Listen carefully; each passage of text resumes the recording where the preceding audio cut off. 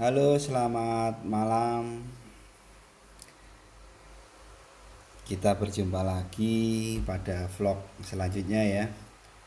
Kali ini saya ingin coba untuk uh, share ya, share informasi atau bertukar pengalaman atau bertukar ilmu. Nanti barangkali bisa bermanfaat buat kita semua, terutama bagi uh, adik-adik kita yang menimba ilmu di Fakultas Hukum atau mungkin bagi para praktisi, semoga saja bermanfaat. Oke, kita akan bicara kali ini tentang indikasi geografis. Bagi yang belum pernah mendengar, mungkin akan bertanya-tanya, indikasi geografis apa sih itu? Semacam apa gitu kan? Oke, kita akan kupas satu persatu ya. Kita akan coba membahasnya.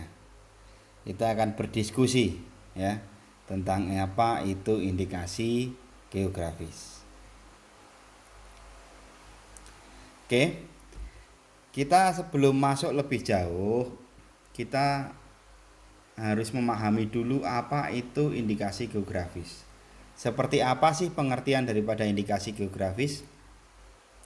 Indikasi geografis adalah suatu tanda yang menunjukkan daerah asal suatu barang dan garis miring atau produk yang karena faktor lingkungan geografis termasuk faktor alam, faktor manusia, atau kombinasi dari kedua faktor tersebut memberikan reputasi, kualitas, dan karakteristik tertentu pada barang dan garis miring atau produk yang dihasilkan. Kemudian untuk tanda yang digunakan sebagai indikasi geografis, ini dapat berupa etiket atau label yang dilekatkan pada barang yang dihasilkan. Tanda tersebut dapat berupa nama tempat, daerah, atau wilayah, kata, gambar, huruf, atau kombinasi dari unsur-unsur tersebut. Oke, ini pengertian indikasi geografis ya, guys. Jadi pengertiannya adalah yang sudah saya terangkan tadi. Nanti akan kita sebutkan juga contoh-contohnya, contoh-contoh daripada indikasi geografis agar bisa dipahami dengan mudah. Kemudian kalau indikasi awal apa sih?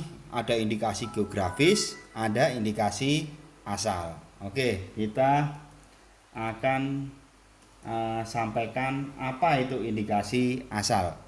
Indikasi asal adalah suatu tanda yang memenuhi ketentuan tanda indikasi geografis yang tidak didaftarkan ya. Ingat, adalah suatu tanda yang memenuhi ketentuan tanda indikasi geografis yang tidak didaftarkan atau semata-mata menunjukkan asal suatu barang atau jasa. Ini pengertian indikasi asal. Kemudian, siapakah yang bisa menjadi pemohon daripada indikasi geografis? Ini kita harus tahu siapa saja yang bisa menjadi pemohonnya. Permohonan pendaftaran indikasi geografis diajukan oleh, ingat ya, satu, ini lembaga yang mewakili masyarakat di kawasan geografis tertentu yang mengusahakan suatu barang dan garis miring atau produk berupa sumber daya alam, barang kerajinan tangan atau hasil industri. Contohnya nanti bisa lembaga yang mewakili masyarakat petani kopi misal di daerah Sidikalang misal atau di daerah Gayo dan lain sebagainya. Kemudian pemerintah daerah, provinsi atau kabupaten garing kota. Jadi pemerintah daerah ini juga sebagai pemohon bisa ya. Dengan kata lain, kalau perorangan bisa enggak memohonkan indikasi geografis? Tentu tidak bisa. Ya. Kemudian pemakai indikasi geografis ini siapa saja toh? Pemakai indikasi geografis adalah pihak yang mendapat izin dari pemegang hak atas indikasi geografis yang terdaftar untuk mengolah dan garis miring atau memasarkan barang dan garis miring atau produk indikasi geografis. Artinya pemakai-pemakai yang tentunya sudah mendapatkan izin daripada pemegang hak, atau dengan kata lain ya siapapun yang mendapatkan izin tentunya bisa menjadi pemakai indikasi geografis. Kemudian dalam indikasi geografis ini dokumen deskripsinya apa saja? Ini harus diketahui juga. Dokumen deskripsi indikasi geografis adalah suatu dokumen yang memuat informasi, ingat, termasuk reputasi, kualitas, dan karakteristik barang dan garis miring atau produk yang berkaitan dengan faktor geografis dari barang dan garis miring atau produk yang dimohonkan indikasi geografis. Itu dokumen deskripsinya. Oke, kita bisa lanjut guys. Kemudian manfaat perlindungan indikasi geografis ini untuk apa sih? Kan pasti ada bertanya-tanya ya. Kenapa harus didaftarkan ini indikasi geografis? Kenapa harus dimohonkan indikasi geografis? Kenapa sih? Emang ada manfaatnya? Oke, di sini kita akan melihat 6 manfaat perlindungan indikasi geografis.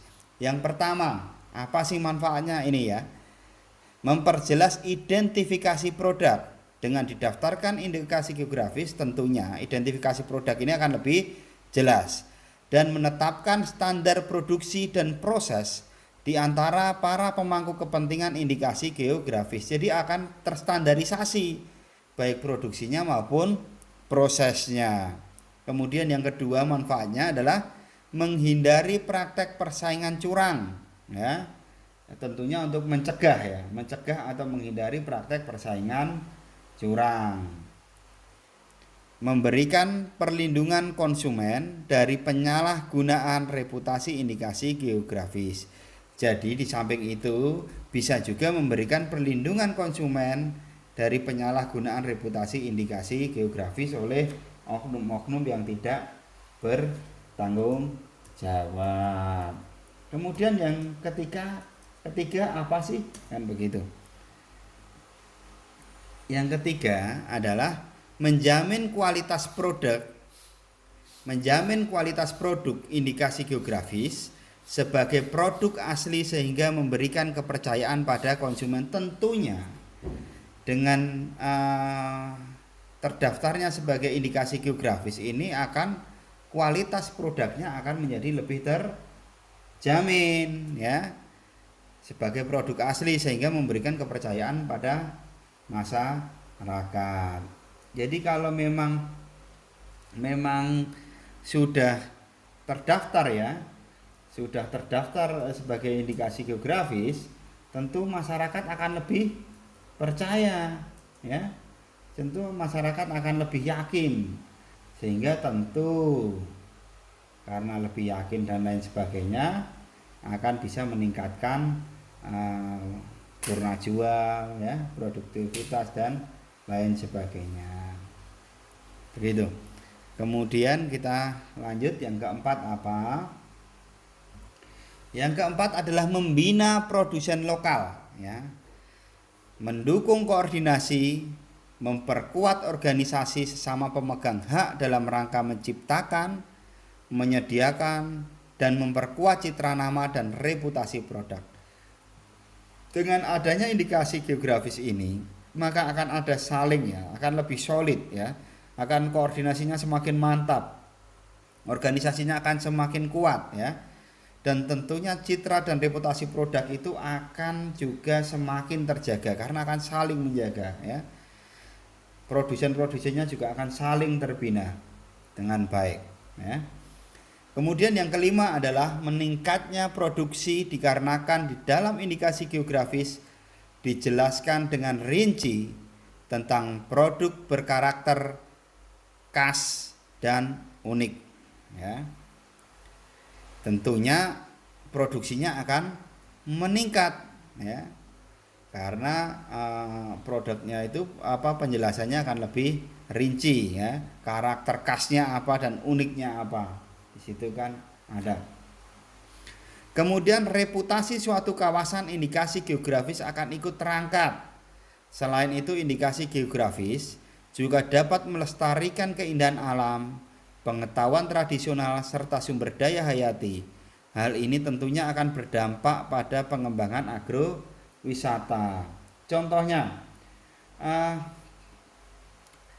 daerah ya, reputasi kawasan itu akan terangkat ya. Kalau kita contohnya kita bicara terkait dengan mebel ukir, apa yang terbenak daripada Bapak Ibu sekalian? Tentu mebel ukir Jepara ya, daerah asalnya.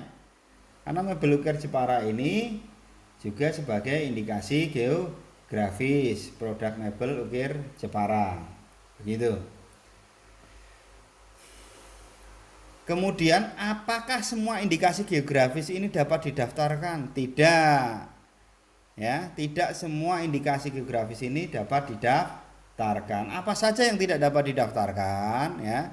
Yaitu ada beberapa faktor atau beberapa alasan atau beberapa hal yang menyebabkan indikasi geografis ini tidak dapat didaftarkan. Yang pertama adalah bertentangan dengan ideologi negara, peraturan perundang-undangan, moralitas, agama, kesusilaan, dan ketertiban umum. Kalau ini jelas ya, karena bagaimana kalau sampai bertentangan dengan moralitas, agama, kesusilaan, apalagi dengan ideologi negara, sudah pasti tidak bisa didaftarkan. Kemudian yang menyesatkan atau memperdaya masyarakat mengenai reputasi, kualitas, karakteristik, asal sumber, proses pembuatan barang, dan atau kegunaannya. Ini juga tidak bisa didaftarkan. Bagaimana mau didaftarkan kalau hanya menyesatkan atau memperdaya masyarakat? Tentu pasti tidak dapat didaftarkan. Kemudian yang tidak dapat didaftarkan lagi adalah merupakan nama yang telah digunakan sebagai varietas tanaman dan digunakan bagi varietas tanaman yang sejenis, kecuali ada penambahan padanan kata yang menunjukkan faktor indikasi geografis yang sejenis ya. Kalau sudah digunakan untuk varietas tanaman tentu tidak bisa. Kemudian ketika sudah didaftarkan, jangka waktu perlindungan indikasi geografis ini berapa lama sih? Oke. Indikasi geografis ini dilindungi selama terjaganya reputasi, kualitas, dan karakteristik yang menjadi dasar diberikannya perlindungan indikasi geografis pada suatu barang. Ini apa artinya? Artinya selama indikasi geografis ini terlindungi, terjaga kualitasnya, terjaga reputasinya, terjaga karakteristiknya, maka indikasi geografis ini masih memiliki perlindungan secara terus menerus ya. Namun apabila sudah tidak terjaga reputasinya, tidak terjaga kualitasnya, tidak terjaga karakteristiknya, tentu tidak dapat diberikan perlindungan terhadap indikasi geografis terhadap suatu barang. Begitu ya. Kemudian kita bicara dari tadi perlindungan indikasi geografis.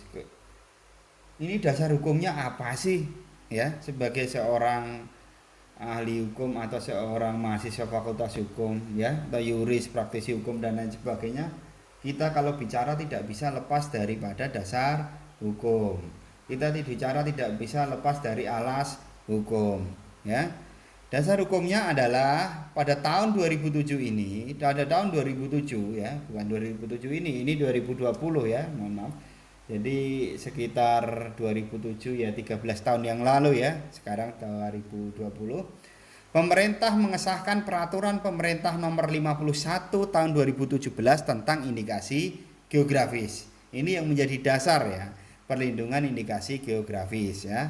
Pertama kali, kemudian berupa peraturan pemerintah. Pada tahun 2016 pemerintah ini menggabungkan merek dan indikasi geografis ke dalam sebuah undang-undang, ya, yaitu Undang-Undang Nomor mohon maaf, ini ada kekeliruan, ya, ada salah ketik, yaitu Undang-Undang Nomor 20 tahun 2016 tentang merek dan indikasi geografis, yang sampai saat ini, sampai saya membuat vlog ini masih berlaku, ya, masih berlaku. Jadi ini mohon maaf, ada di sini ini ada typo, ya, salah ketik. Ini harusnya Undang-Undang Nomor 20 tahun 2016 tentang merek dan indikasi geografis. Nanti akan saya benarkan. Kemudian tarif BNBP, ya.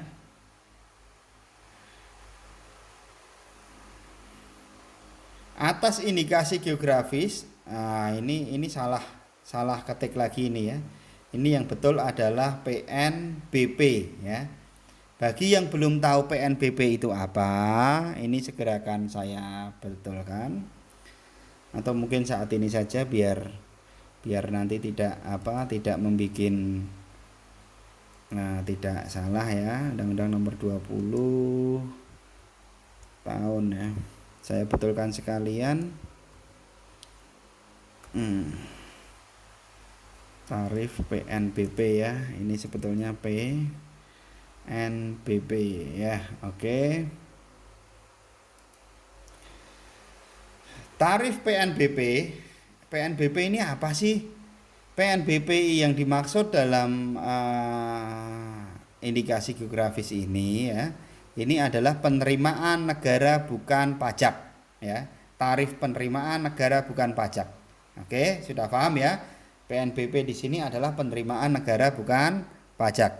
Tarif PNBP atas indikasi geografis, pemerintah mengaturnya dalam Peraturan Pemerintah Nomor 45 tahun 2016, yaitu tentang jenis dan tarif atas PNBP yang berlaku pada Kementerian Hukum dan Hak Asasi Manusia.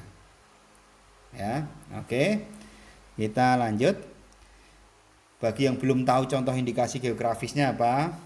Ini kita kasih beberapa contoh indikasi geografis.